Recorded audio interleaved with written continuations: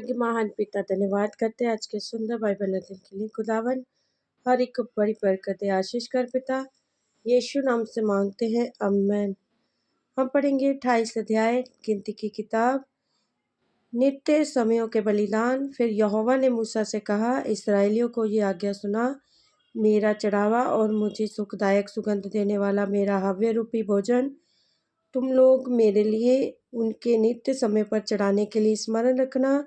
और तू उनसे कह, जो जो तुम्हें यहोवा के लिए चढ़ाना होगा वह ये है, अर्थात नित्य होम बलि के लिए एक एक वर्ष के 2 निर्दोष भेड़ के नर बच्चे प्रतिदिन चढ़ाया करना। एक बच्चे को भोर को, दूसरे बच्चे को गोधूली के समय चढ़ाना। और भेड़ के बच्चे के पीछे 1/4 हीन कुट के निकाले हुए तेल के सने हुए मैदे एपा के 10वें अंश मैदे का अन्न बलि चढ़ाना। ये नित्य होम बलि है जो सीनै पर्वत पर यहोवा का सुखदायक सुगंध वाला हव्य होने के लिए ठहराया गया है। और इसका अर्घ प्रति एक भेड़ के बच्चे के संग 1/4 हीन हो। मदिरा का ये अर्घ यहोवा के लिए पवित्र स्थान में देना और दूसरे बच्चे को गोधूली के समय चढ़ाना।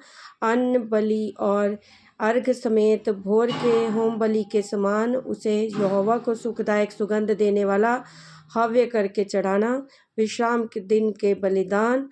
फिर विश्राम दिन को 2 निर्दोष भेड़ के 1 साल के नर बच्चे और अन्न बलि के लिए तेल से सना हुआ एपा का 2/10 मैदा और अर्घ समेत चढ़ाना। नित्य होम बलि और इसके अर्घ के अलावा प्रत्येक विश्राम दिन का यही होम बलि ठहरा है। प्रति माह के बलिदान।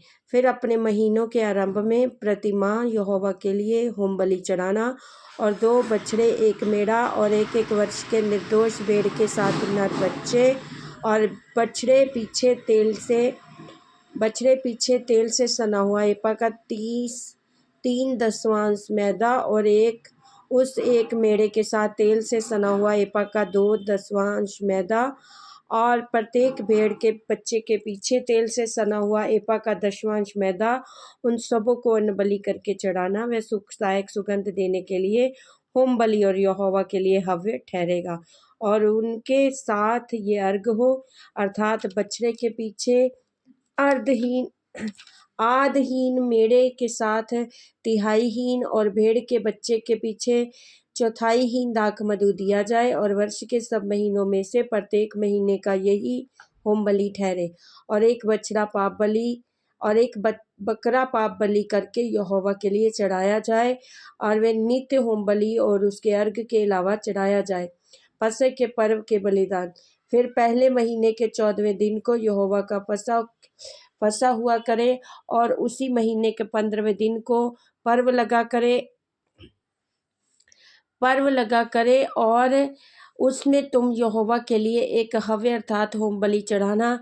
अंत 2 बछड़े और 1 मेढ़ा और 1 वर्ष के 7 भेड़ के नर बच्चे हो, वे सब निर्दोष हो और उनका अन्न बलि तेल से सने हुए मैदे का हो। बछड़े के पीछे एपा का 3/10 मैदा, मेढ़े के साथ एपा का 2/10 मैदा हो।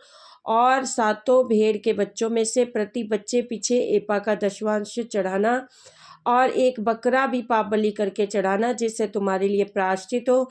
भोर का होम बलि जो नित्य होम बलि ठहरा है, उसके अलावा इनको चढ़ाना। और इस रीति से तुम उन 7 दिनों में हव्य का 7 दिनों में इसके अलावा इनको चढ़ाना। इस रीति से तुम उन 7 दिनों में भी हव्य का भोजन चढ़ाना जो यहोवा की सुखदायक सुगंध देने के लिए हो। ये नित्य होम बलि और उसके अर्घ के अलावा चढ़ाया जाए। और 7वें दिन भी तुम्हारी पवित्र सभा हो और उस दिन परिश्रम का कोई काम ना करना। कटनी के पर्व के बलिदान। फिर पहली उपज के दिन जब तुम अपने कटनी के पर्व में यहोवा के लिए नया अन्न बलि चढ़ाओगे, तब भी तुम्हारी पवित्र सभा हो और परिश्रम का कोई काम न करना। और एक होम बलि चढ़ाना जिससे यहोवा के लिए सुखदायक सुगंध हो, अर्थात 2 बछड़े, 1 मेढ़ा, 1 वर्ष के 7 भेड़ के बच्चे और उनका अन्न बलि तेल से सने हुए मैदे का हो, अर्थात बछड़े के पीछे एपा का 3/10 और मेढ़े के संग एपा का 2/10 और 7 भेड़ के बच्चों में से 1 बच्चे के पीछे एपा का 10वांश मैदा चढ़ाना। और एक बकरा भी चढ़ाना, जिससे तुम्हारे लिए प्रायश्चित हो। और ये सब निर्दोष हों और नित्य होम बलि और उसके अन्न बलि और अर्घ के अलावा इसको भी चढ़ाना। इस वचन के द्वारा प्रभु ब्लेस करेंगे। आमीन। सबको जय मसीह।